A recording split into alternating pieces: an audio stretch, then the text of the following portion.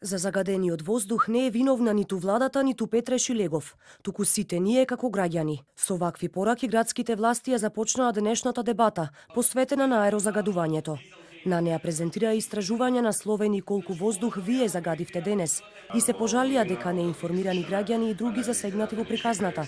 Дополнително им ги врзувале рацете на надлежните, правејќи решението на проблемот да изгледа невозможно. Она што пред една година беше барање за задолжително за градот Скопје воведување на налепници за рангирање на возилата според загаденост, денеска некои исти луѓе кои што тоа го бараа пред една година сега го викаат дека е нешто што ќе дискриминира во однос на примања, на социјален статус и така натаму. Денеска фокусот го ставија врз домаќинствата и старите автомобили, кои велат се најголеми загадувачи.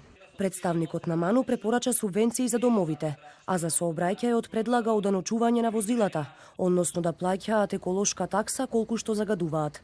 За големите индустријски капацитети пак не направиле истражување. Мерките во домаќинствата сметаме дека може да дојде до намалување на 93% на PM емисиите кои што доаѓаат од секторот домаќинства. Додека во транспортниот сектор овој процент е доста помал.